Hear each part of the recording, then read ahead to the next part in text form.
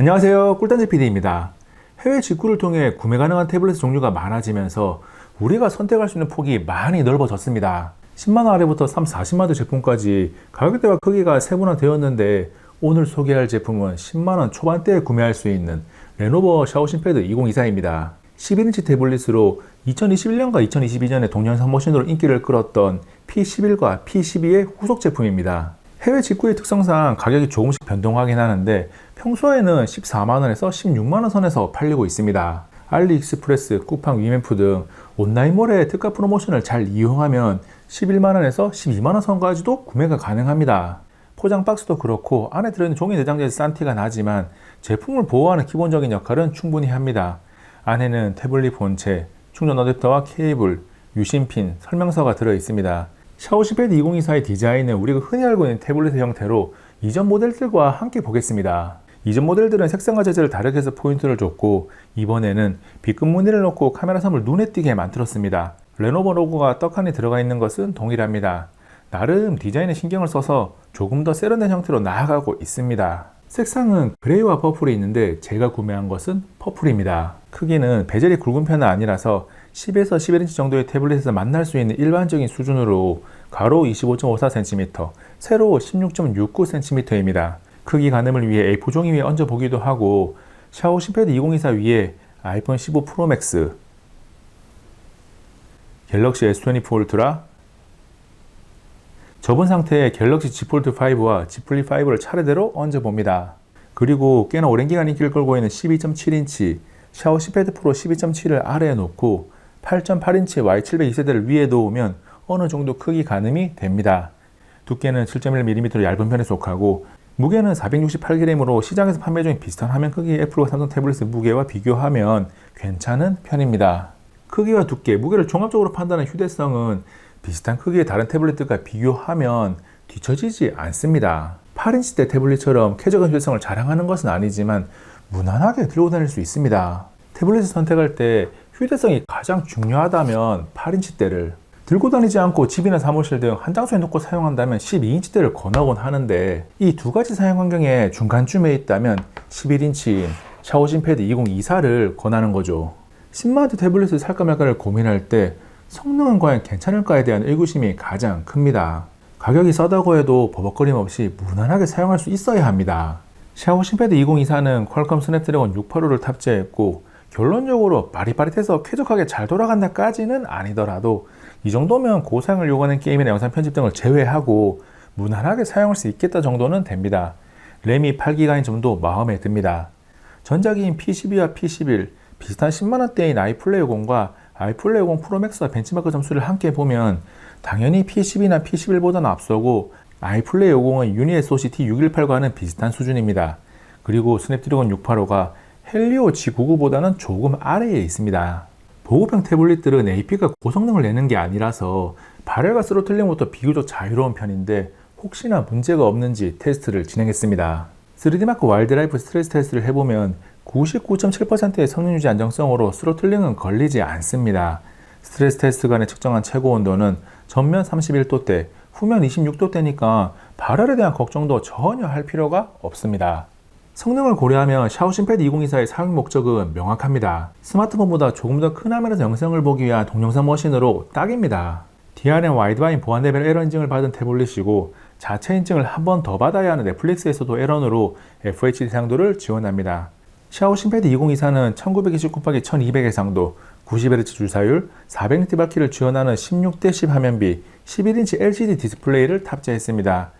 이 녀석은 영상을 보는데 가장 많이 사용할 텐데 불편함 없이 시청할 수 있는 품질을 갖췄습니다. 유튜브에서 영상을 보든 넷플릭스 등의 OTT에서 영상을 보든 무난합니다. 10만원 초반대에 구매할 수 있는 태블릿의 디스플레이 품질도 과거에 비해서는 많이 올라왔습니다. 모든 태블릿이 다 그런 건 아니고 이 녀석이 괜찮다는 거죠. 영상을 볼 때 디스플레이만큼이나 중요한 스피커는 돌비 애트모스를 지원하는 쿼드 스테레오 스피커입니다. 쿼드 스피커라고 해서 소리가 훌륭한 것은 아니고 볼륨 설정 값에 비해서는 음량이 다소 작은 편입니다. 음질은 선명도가 괜찮은 편이고 저음부터 고음까지 딱히 안 좋다고 할 부분도 없지만 그렇다고 해서 와 좋다고 할 만한 부분도 없습니다. 공간감은 없는 편이라서 다양한 소리들이 붙어있는 느낌을 받습니다. 절대적인 기준에서 보면 분명히 아쉬움이 있는 스피커지만 10만원대라는 상대성을 적용해보면 이 정도면 만족할 수 있겠다 싶어요. 그리고 3.5mm 오디오 잭이 있어서 유선 이어폰이나 유선 헤드셋을 선호하는 분들이 조금 더 만족스럽게 사용할 수 있습니다.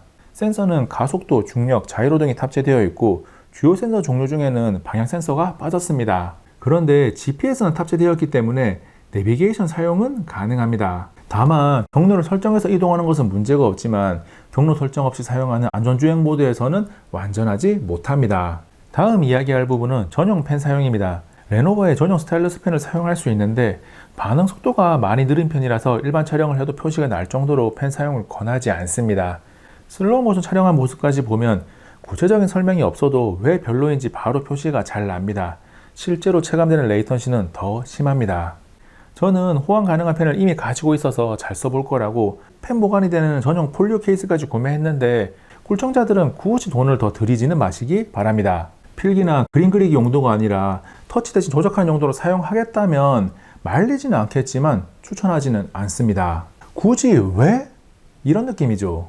샤오신패드 2024는 중국 내수롬을 직구하다 보니까 영어와 중국어 중 영어를 선택해서 사용해야 합니다. OS 버전이 GUI 15.1.205까지 올라왔고 이런저런 한글화 방법들이 막혔습니다. 2024년 2월 이후에 구매한다면 한글화가 막힌 OS 버전을 받습니다. 한글화가 막혔음에도 이 제품을 리뷰하는 이유는 영어로 사용하는 게 조금 불편하긴 하지만 가성비가 좋은 태블릿이라는 평가가 변하지는 않기 때문입니다. 구글 서비스를 정상적으로 사용할 수 있고 한글 키보드를 설치하는 등 몇 가지만 세팅을 해주면 무난하게 사용할 수 있습니다. 가장 먼저 앱센터에 들어가서 플레이스토어를 검색해서 설치하고 설정, 앱스에서 오른쪽 위에 있는 점 3개를 눌러서 나오는 메뉴 중 구글 베이직 서비스를 눌러서 활성화합니다.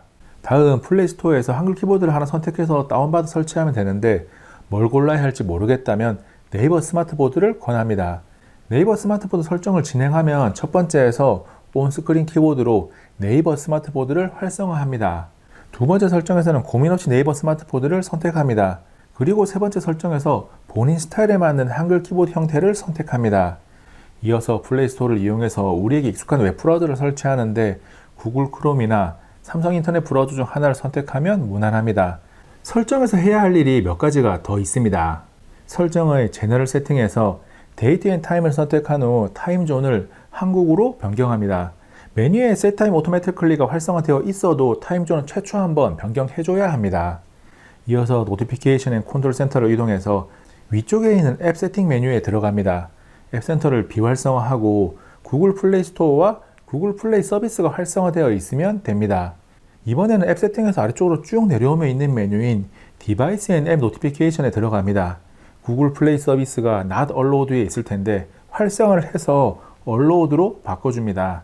그 밖에 Show 배터리 퍼센테이지를 활성화해서 사용 중입니다. 지금까지 이야기하지 않은 요소로 Wi-Fi 5, 블루투스 5.1을 지원하고 전후면 카메라는 모두 800만 화소로 FHD 30프레임 영상 촬영까지 가능합니다. 카메라를 따로 이야기하지 않은 것은 성능이 워낙 구려서 분석할 만한 건덕지가 없기 때문입니다. 배터리는 7040mAh를 탑재했고 최고 20W의 충전 속도를 지원합니다. 샤오신패드 2024는 영어를 기반으로 사용해야 하지만 분명히 매력을 갖추고 있는 10만원대 태블릿입니다. 보급형 가격이지만 특별히 부족한 곳 없이 가격대보다는 조금 더 괜찮은 기본기를 가지고 있습니다. 샤오신패드 2024 8기가 램 모델을 11만원에서 12만원 정도에 구매할 수 있다면 최고의 가성비를 누릴 수 있는 거죠. 소소하게 진행된 할인 프로모션 말고 대규모로 진행되는 확실한 할인 프로모션이 2024년에도 3-4번 정도는 있을 겁니다. 가장 빠르게는 알리익스프레스에서 알리익스프레스의 창립 기념을 즈음해서 진행되는 3월 애니버서리 행사가 있습니다. 혹시나 궁금한 내용이 있다면 고정 댓글에 답글을 남겨주시기 바랍니다. 이번 영상은 여기까지. 다음에 또 만나요. 안녕.